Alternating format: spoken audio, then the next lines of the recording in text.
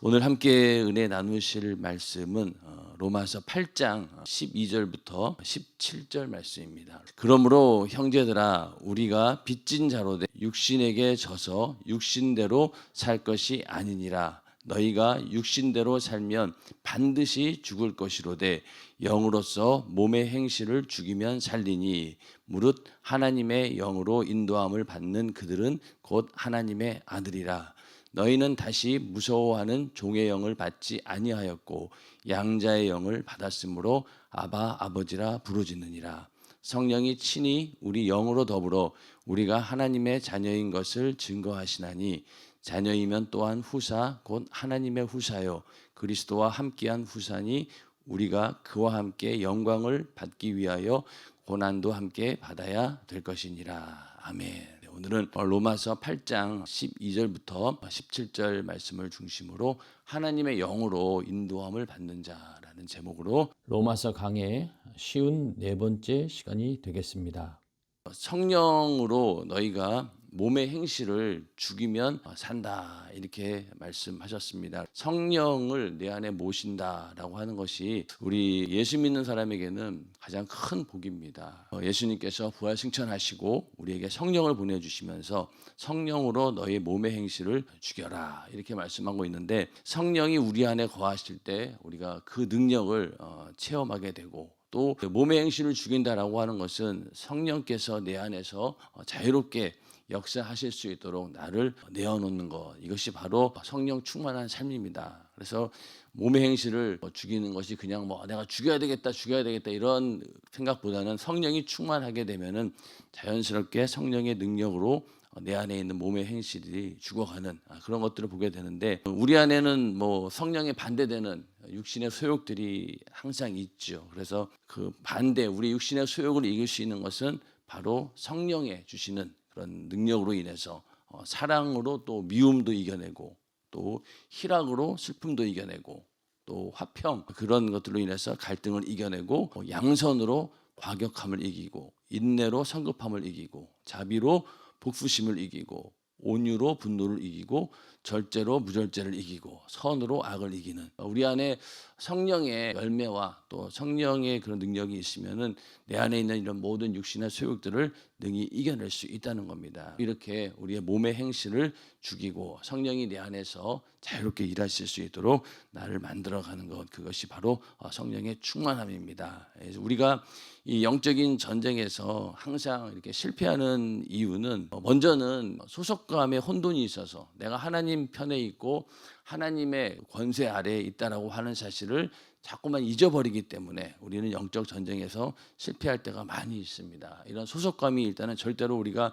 혼돈을 받아서도 안 되고, 나는 항상 하나님 안에 있다, 내가 하나님의 은혜 안에 있다라고 하는 사실을 분명히 해야 되고, 또 하나는 내 안에 있는 능력을 과소평가할 때 우리는 영적인 싸움에서 지게 됩니다. 그래서 우리는 겉으로 봤을 때는 정말 연약해 보이는 육신을 입고 있는 자이지만은, 그러나 내 안에 성령께서 내주하고 계시다라고 하는 것을 가장 큰 능력을 알고, 그 능력을 가지고 우리는 이 싸움에서 담대하게 이겨내야 됩니다. 그런데 이렇게 내 안에 있는 능력을 과소평가하고 또 싸우고자 하는 그런 전의가 상실되어 버리면 이 싸움은 해보지도 못하고 그냥 패배하고 맙니다. 그렇기 때문에 내 안에 성령께서 늘 함께하라고 하는 그런 믿음으로 이 악한 영과의 영적인 전쟁에서 우리는 이겨내야 된다는 겁니다. 이렇게 영적 전쟁에서 우리는 성령과 함께할 때 승리할 수 있다, 이렇게 말씀을 하면서, 이제 성령이 우리와 함께 하신다라고 하는 것은 바로 우리가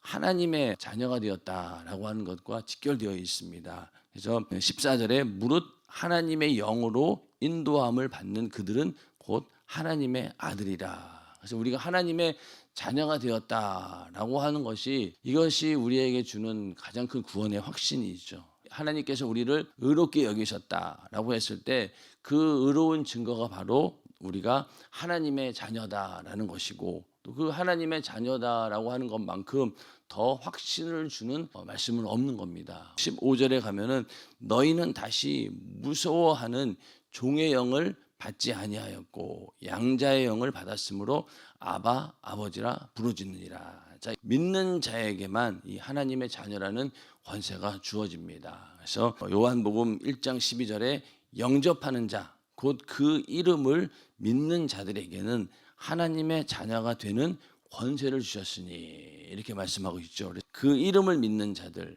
그 이름은 예수의 이름, 하나님께서 우리 인류를 구원하기 위한 아버지와 아들과 그 성령의 이름, 그 구원의 이름 예수를 믿음으로 받아들이고 그리고 영접하는 자들에게 하나님의 자녀가 되는 이 권세를 주신 겁니다. 그래서 믿는 자에게 주신 권세가 바로 이 자녀의 권세인데, 우리가 이 하나님의 자녀가 되었다라고 하면은 반대로 마귀의 자녀가 있다는 거죠. 두 가지밖에 없어요. 중간에 다른 곳이 없습니다. 누구든지 하나님의 자녀 아니면은 마귀의 권세 아래 있는 마귀의 자녀, 이 두 가지밖에 없는 거예요. 어느 누구든지 중간은 없는 거예요. 그래서 뭐 예수 믿지 않는 사람들 중에서도 착한 사람들 많고 선한 사람들 많은데 그 사람들은 뭐 어떻습니까? 아닙니다. 만약에 그 이름을 믿지 않는다라면, 예수의 이름을 믿지 않는다라고 하면은 그런 하나님의 자녀일 수가 없는 거죠. 그러면은 뭡니까? 반대로 마귀의 자녀라는 거예요. 그래서 아무리 뭐 겉으로 선하게 보이고 뭐 도덕적 윤리적으로 그럴듯하게 보인다 하더라도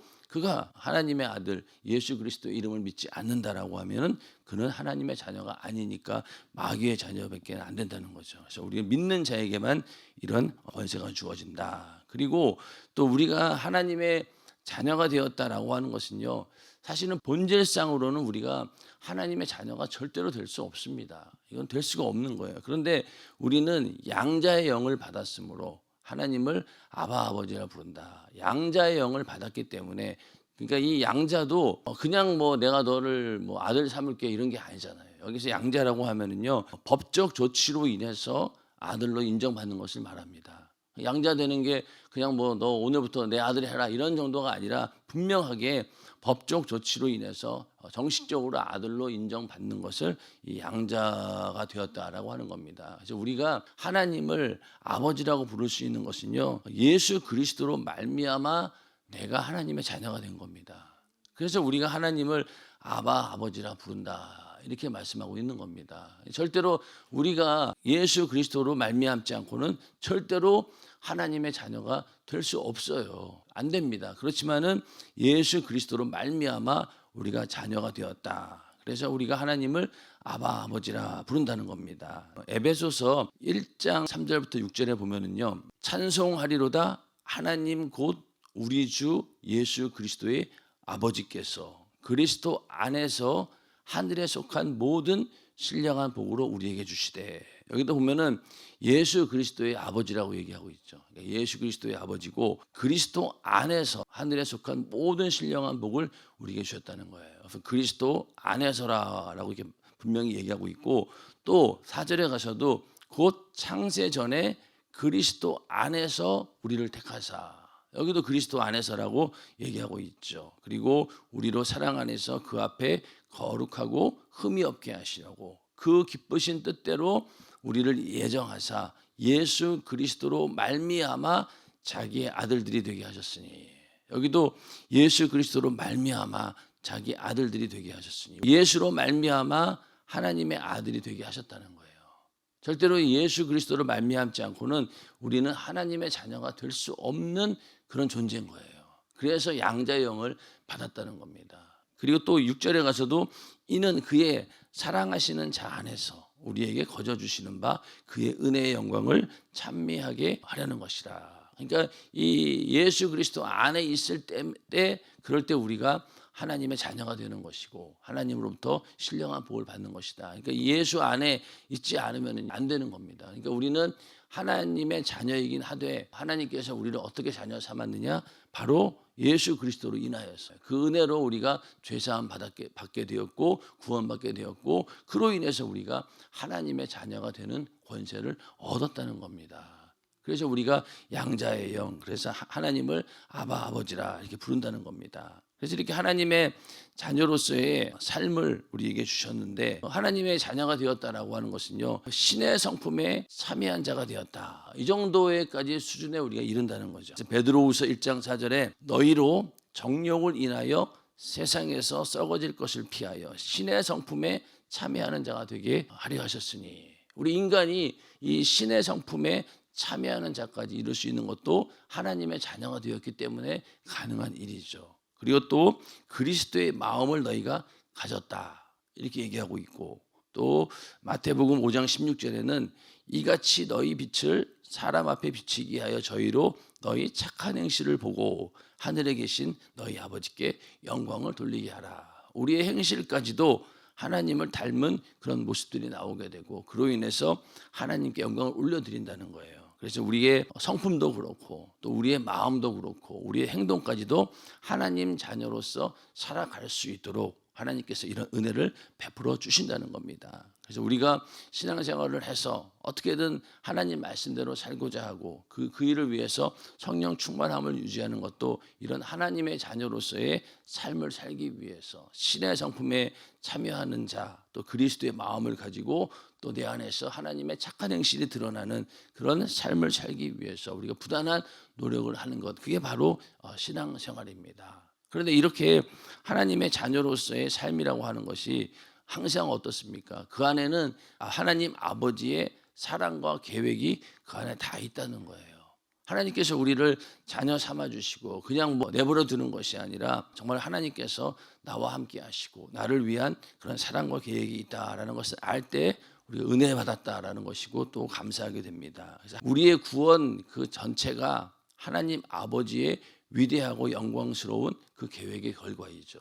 인간을 구원하기 위해서 하나님의 아들이 이 땅에 와서 대신 십자가에 달려 죽으시는 그런 엄청난 하나님의 계획 가운데 우리가 있었기 때문에 우리가 하나님을 아버지라 부르며 하나님의 자녀로서의 삶을 살 수 있게 되었고, 그 이후로도 하나님의 자녀로서 하나님께서 계획하시는 일들 가운데서 우리가 그 사랑을 받고 있다는 겁니다. 히브리서 2장 10절에 만물이 인하고 만물이 말미암은 자에게는 많은 아들을 이끌어 영광에 들어가게 하시는 일에 저희 구원의 주를 고난으로 말미암아 온전케 하심이 합당하도다. 여기 보면은 많은 아들을 이끌어 영광에 들어가게 하시는 일. 여기서 많은 아들이 누구입니까? 바로 우리들이죠. 하나님의 아들은 예수님밖에 없었는데 예수 그리스도를 믿는 모든 이 믿음의 자녀들, 그 아들들을 이끌어 영광에 들어가게 하시는 일, 우리에게 그런 영광에 들어갈 수 있도록 인도해 주셨다는 거예요. 근데 이 일이 어떻게 이루어졌느냐? 바로 구원의 주를 고난으로 말미암아, 그러니까 예수 그리스도의 그 고난을 통해서 그로 말미암아서 우리가 온전케 하나님 영광에 들어갈 수 있게 되었다라는 겁니다. 이렇게 하나님께서 자녀로서 사랑하시고 하나님의 계획 안에 우리를 인도하시는데, 그러다 보면은 어떤 경우에는 하나님께서 우리 자녀인 우리들을 징계하실 때도 있고 또 벌을 내리실 때도 있고 또 어떤 경우에는 고난도 주실 때가 있습니다.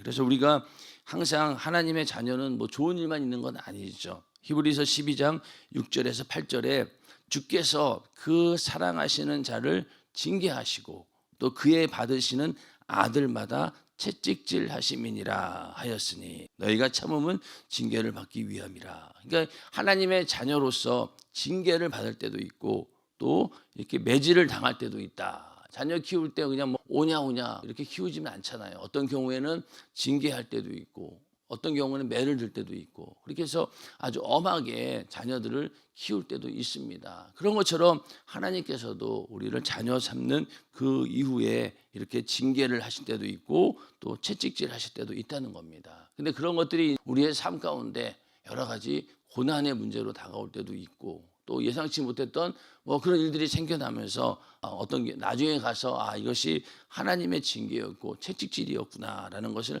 깨닫게 된다는 겁니다. 그래서 하나님이 아들과 같이 너희를 대우하시나니, 아들이기 때문에 그렇게 징계도 하시고 채찍질도 하신다는 거예요. 어찌 아비가 징계하지 않은 아들이 있을리요? 징계는 다 받는 것이거늘 너희에게 없으면 사생자여 참 아들이 아니니라. 만약에 이런 징계와 채찍질이 전혀 없다라고 하면은 과연 내가 하나님의 아들인가? 남의 아들 누가 신경 씁니까? 그런데 자기 아들이니까 매질도 하고 징계도 하고 잔소리도 하고 그러는 것이죠. 그런 것처럼 하나님도 그러신다는 거예요. 그런데 만약에 그런 징계가 없다, 그럼 너는 사생자여 참 아들이 아니라는 겁니다. 그래서 우리에게 닥치는 여러 가지 고난과 또 환난과 어려운 일들이 하나님의 징계와 또 하나님의 채찍질이 그것을 위해서 그런 일들이 생기는 경우가 많이 있습니다. 물론 먼저는 우리의 죄로 인해서 그런 일들이 생기는데 우리가 당하는 그 고난을 그냥 고난으로 끝내는 것이 아니라 이 고난이 곧 하나님의 징계가 되고 채찍질이 되어서 우리 내 영혼의 유익이 되고 그래서 내가 잘못하고 있는 그런 버르장머리를 고치게 되고 또 하나님께서 원하시는 그런 믿음의 분량대로 나를 만들어 간다라고 하면은 그 모든 고난이 어떤 면에서는 우리에게 유익이 되는 것이죠. 우리 인생을 가만히 돌이켜 보면은 고난의 순간에 있을 때 우리는 영적으로 성장하게 됩니다. 왜? 그때 하나님을 더 절실히 찾게 되고 또 하나님의 은혜 안에 있으려고 우리가 기도하기 때문에 우리는 영적으로 더 깨어 있게 되고 오히려 더 나를 하나님의 뜻대로 만들어가는 일에 고난이 유익이 된다는 거예요. 그래서 우리 예수 믿는 사람들에게 이 고난이라고 하는 것은 하나님의 징계 또 하나님의 채찍질 이런 것들이 포함되어 있다라는 그런 믿음을 가지고 우리는 다 이겨내야 됩니다. 또 당연히 여겨야 된다는 거예요. 왜? 그것이 없다라고 하면은 사생자요 하나님의 아들이 아니라고 했으니까. 또 담임 목사님이 예전에 그런 얘기 하신 게 기억이 납니다. 다른 사람들은 하나님 말씀대로 살지 않고 그런데도 가만히 내비두는데 자기는 조금만 잘못하면 그냥 하나님께서 여기저기서 그냥 이렇게 징계를 하시니까 왜 이렇게 징계를 하십니까? 그랬더니 이 말씀을 통해서 너에게 징계가 없다라고 하면은 사생자요 참 아들이 아니다라는 거죠. 그래서 정말로 사랑하는 자녀일수록 하나님께서 관심을 가지고 있기 때문에 조금만 잘못되면 어떻게든 빨리 돌아오라고 하나님께서 신호를 보내신다는 거예요.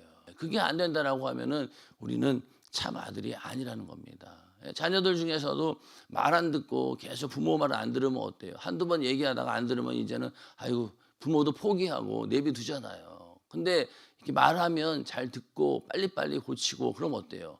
자꾸만 더 간섭하고 싶어지고 야단을 쳐서라도 더 잘 만들고 싶은 것이 바로 부모의 심정인 것처럼 하나님도 그러하다는 겁니다. 또 하나님 아버지께서 우리를 인도해 주시고 또 우리를 사랑하시기 때문에 우리가 하나님께 나아갈 때도 확신과 신뢰를 가지고 나아가야 됩니다. 자, 세상의 부모는요 우리를 버릴 수 있어요. 성경에도 내 부모는 나를 버렸으나 여호와는 나를 영접하시리이다. 이 육신의 부모는 정말로 매정하게 자식을 버릴 수 있습니다. 그렇지 않습니까? 그렇지만은 하나님께서는 그렇지 않는다는 거예요. 버리지 않는다는 겁니다. 그리고 또 시편 103편 13절에 아비가 자식을 불쌍히 여긴 같이 여호와께서 자기를 경외하는 자를 불쌍히 여기시나니. 그래서 우리가 하나님께 나아갈 때 이런 하나님의 자녀로서 경외하는 마음은 가질 수 있습니다. 그런데 그것이 만약에 두려움이 되고 공포가 된다라고 하면은요, 진정한 자녀는 아닌 거예요. 어떻게 보면 종이 되는 거죠. 종들은 어때요? 주인의 존재가 두려움 자체인 거죠. 그러니까 항상 이 경외심 그 이상을 넘어서 두려움, 공포를 갖게 됩니다. 그러니까 하나님과의 관계 속에서도 내가 하나님의 자녀라고 한다면은 하나님을 대우할 때 경외심은 가져야 되지만은 두려움과 공포가 있어서는 안 된다는 거예요. 그런데 정말 우리가 하나님의 자녀가 되었고 그것을 확실히 경험할 때는 어떻습니까? 우리가 하나님께 나아갈 때 여러분 두려움, 공포 가지고 나갑니까? 그렇지 않잖아요. 우리가 하나님을 아버지라고 부르는 그 순간부터 이 두려움, 공포는 사실은 사라집니다. 왜냐하면 그 자녀라고 하는 그 신분이 그렇게 만들어 주는 거죠. 그 여러분들 기도할 때 하나님 아버지라고 기도할 때 두려움과 공포로 하나님의 이름을 부릅니까? 아니잖아요. 친근한 마음을 가지고 하나님께서 내가 이렇게 기도하면은 반드시 귀를 기울여 주시고 들어주신다라고 하는 그런 믿음을 가지고 그런 신뢰를 가지고 나가는 것이지 두려움과 공포 이거 가지고 나가는 거 아니잖아요. 그러니까 우리가 하나님의 자녀라고 하면은 일단은 그런 확신과 신뢰를 가지고 하나님께 나가야 된다는 겁니다. 안 그러고 두려움과 공포로 가지고 간다라고 하면은 그것은 종의 영에 매여 있는 것과 똑같은 거예요. 우리가 율법 안에 있을 때 율법주의 안에 있을 때는 어떻습니까? 이 두려움과 공포밖에 없어요. 모든 일이 두려움이에요. 이러다가 내가 이런 지옥 가면 안 되지. 물론 그것이 경각심을 가지는 건 좋지만은 이게 지나쳐가지고 이 두려움과 공포로 매일매일 살아간다라고 하면은 자녀와 부모의 관계는 아니라는 거예요. 아무리 그 엄한 사람이라 할지라도 그 자녀는 어때요? 그 아버지 부를 때 막 아버지 부르고 막 와서 친근하게 대하잖아요. 학교에서 굉장히 무서운 선생님이 있었는데 학교에 있는 모든 학생들은 그 선생님을 보면은 막 슬금슬금 다 도망갑니다. 너무나 무서우니까. 그런데 신기하게도 그 선생님의 자녀는 어때요? 그냥 아버지 달려와 가지고 막 품에 안기잖아요. 그런 것처럼 우리가 하나님이 물론 두려운 하나님이죠. 그렇죠? 우리를 심판하시는 분이기도 하니까. 그러나 우리는 그 전에 하나님의 자녀다라는 그런 믿음을 가지고 확신과 신뢰를 가지고 하나님 앞에 나가는 우리 모두가 되기를 주님의 이름으로 축원합니다. 예, 그런 관계라는 거예요. 그래서 성령이 친히 우리 영으로 더불어 우리가 하나님의 자녀인 것을 증거하시나니, 이 모든 우리가 하나님의 자녀로서의 권세와 또 하나님의 자녀로서의 이런 자유함을 누리는 것은 전부 다 성령의 인도하심으로 확신할 수 있는 겁니다. 성령의 인도하심으로. 이스라엘 백성들을 광야에서 인도할 때 밤에는 불기둥, 낮에는 구름 기둥으로 인도하셨습니다. 그러니까 밤에는 불기둥이 있어가지고 그 불기둥으로 인해서 환하게 이제 길을 비추기도 하고, 항상 이 불기둥이 움직이는 대로 또 구름 기둥이 움직이는 대로 움직인 거예요. 이 구름 기둥이 앞으로 가면은 앞으로 가고 멈추면은 멈추고, 그렇게 해서 이 가나안 땅까지 가게 되는 겁니다. 마찬가지로 오늘날 우리들도 이러한 구름 기둥, 불 기둥이 있는데 그게 바로 성령의 인도하심입니다. 성령의 인도하심에 따라서 우리는 가고 있는 거예요. 그래서 이스라엘 백성들은 눈에 보이는 가나안 땅을 향해서 갔다라고 하면은 우리는 이제 죄에서 벗어나 하늘의 가나안 땅에 있는 예루살렘을 향해서 그 가는 길을 누가 인도하시느냐? 바로 성령께서 구름 기둥, 불 기둥처럼 우리를 인도하신다는 거예요. 그래서 우리가 성령이 아니고는 내가 움직이지 않습니다. 뭐 그런 얘기도 하잖아요. 그래서 성령께서 가라 그러면 가고, 또 성령께서 멈추라 그러면 멈추고, 그렇게 성령에 순종하는 그런 삶, 이게 바로 이스라엘 백성들이 구름 기둥과 불 기둥에 의지해서 길을 갔던 것처럼. 그런데 이렇게 구름 기둥과 불 기둥이 인도하고 있지만은 이스라엘 백성들을 그냥 뭐 통째로 이렇게 안고 가신 건 아니잖아요. 반드시 이스라엘 백성들이 발걸음을 옮겨야 되고 자기들의 어떤 의지를 가지고 움직여 줘야지만이 길을 갈 수 있는 것이죠. 그러니까 안락 의자에 앉아가지고 옮긴 것도 아니고 그냥 팔로 안긴 채 옮겨진 것이 아니라는 겁니다. 인도와 지시를 필요로 하지만은 이스라엘 백성은 직접 걸어간 거예요. 자, 그런 것처럼 우리도 성령께서 내 안에 오셔서 나를 주관하시고 나를 인도하십니다. 그렇다고 해서 성령께서 나를 그냥 인도하실 때 강압적으로 무조건 끌고 가시진 않아요. 절대로 우리 인격을 초월하지 않습니다. 그게 성령의 역사예요. 그러니까 성령께서 우리를 인도하실 때 그냥 뭐 어떤 경우에는 솔직히 그래요. 뭐 우리 인간의 입장에서 하나님 차라리 저를 그냥 멱살 붙들고 끌고 가주세요. 저는 그럴 능력이 없으니까. 그러면 좋겠는데 내 안에 계신 성령께서는 그렇게 하지 않습니다. 항상 우리에게 인격적으로 우리 안에 의사를 타진해서 내 인격이 동의할 때 성령께서 움직이시는 것이지 그냥 막무가내로 우리를 강압적으로 움직이는 분은 아니라는 거예요. 이스라엘 백성들도 자기가 직접 발로 걸었어요. 발로 걸어가야 되고 또 그 가운데 힘들고 어려운 일도 당하게 되고 별의별 일을 다 당하게 되죠. 그러면서 하나님의 인도하심 따라 걸어갔던 것처럼 우리도 성령께서 내 안에 계신다라고 해서 나를 그냥 막 무조건 끌고 가는 게 아니라 내 안에 확신도 주시고 또 말씀으로 나를 설득하시고 그렇게 해서 우리를 인도하시지 강압적으로 끌고 가지는 않습니다. 그래서 은혜를 받아야 된다는 거예요. 은혜 받는다는 게 뭡니까? 성령께서 내 안에 하시는 그 음성을 내가 인격적으로 받아들이고 순종할 의향이 딱 생겼을 때 그때 이제 하나님께서 역사하시는 거잖아요.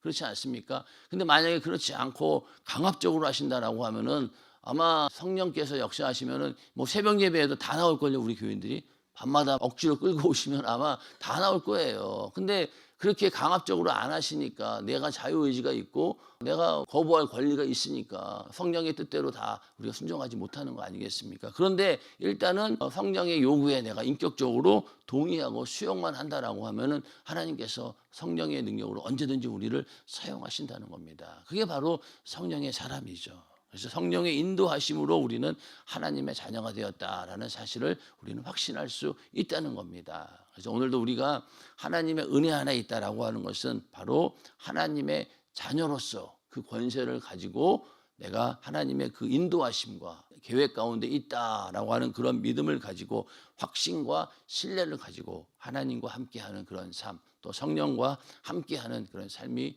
되시기를 주님의 이름으로 축원합니다.